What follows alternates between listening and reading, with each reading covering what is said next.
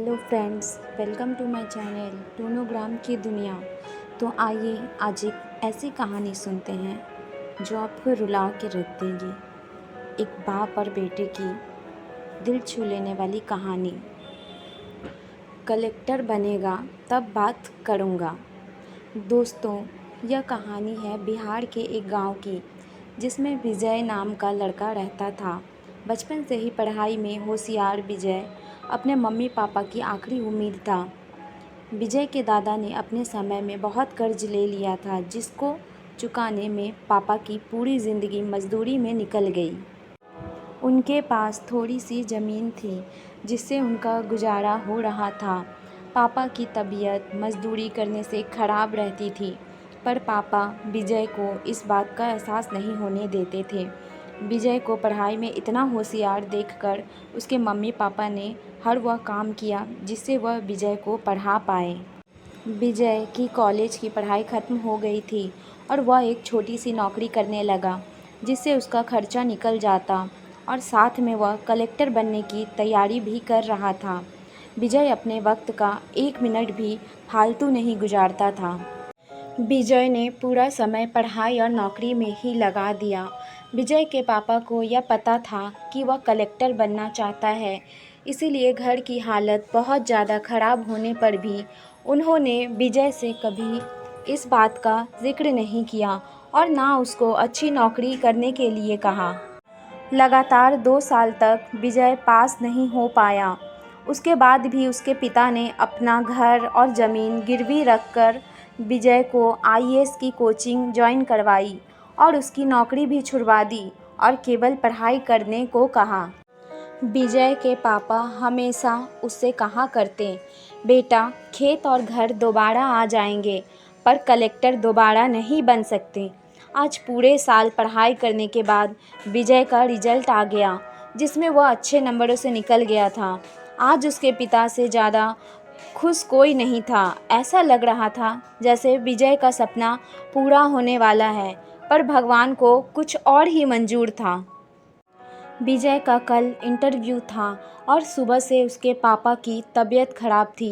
विजय के पापा उसकी माँ से बार बार कह रहे थे कि विजय को मत बताना, और उस दिन देर रात उनकी मौत हो गई। अब एक माँ जिसकी गोद में उसका पति गुजर गया और वह अपने दर्द को भुलाकर अपने बेटे की ज़िंदगी के बारे में सोच रही थी।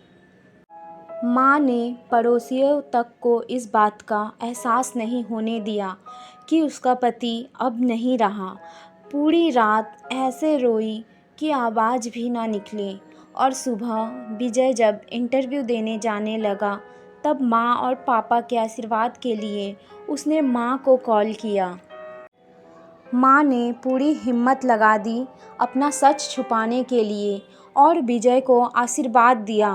और जब विजय ने पापा से बात करने को कहा, तो माँ बोली, पापा अब तुमसे बात नहीं करेंगे, वह कलेक्टर से बात करेंगे। इतनी बात करके माँ ने फ़ोन रख दिया। विजय का जब इंटरव्यू हो गया, तब उसे बताया गया कि उसके पिता की तबीयत खराब है, उसको तुरंत घर जाना है।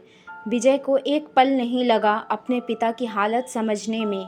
घर पहुंचकर पिता के पैरों में गिरकर वो ज़ोर ज़ोर से रोने लगा और कहने लगा, पापा उठो, देखो मैं कलेक्टर बन गया। आज उसके पिता को वह खुशी मिली थी जिसका उनको वर्षों से इंतज़ार था, पर आज वो इस दुनिया में नहीं थे। भगवान विजय के पिता की ज़िंदगी में सुख लिखना ही भूल गए थे।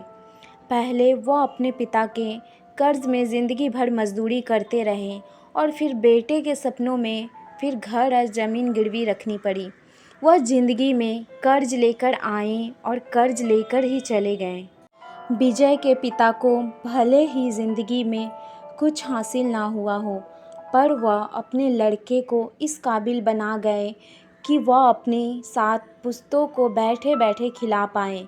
विजय की माँ ने जो उस रात किया, जिसको रख करने का जज्बा बहुत कम लोगों में होता है।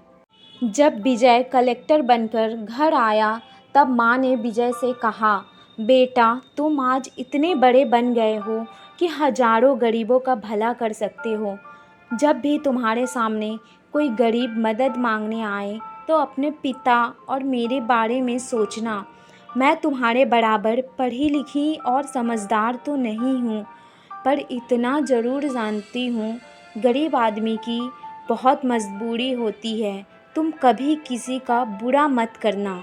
शिक्षा। दोस्तों, इस कहानी से हमें यह शिक्षा मिलती है कि वक्त कितना भी ख़राब हो, हम उसे बदल ज़रूर सकते हैं।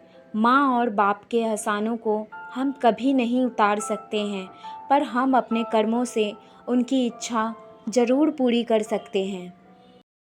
Thank you for watching friends. Please मेरे चैनल को ढेर सारा प्यार, लाइक एंड सब्सक्राइब कीजिए, क्योंकि मेरे चैनल को आप लोगों के प्यार और सपोर्ट की बहुत ज़रूरत है। So please please please like and share and subscribe to my channel. Thank you for watching.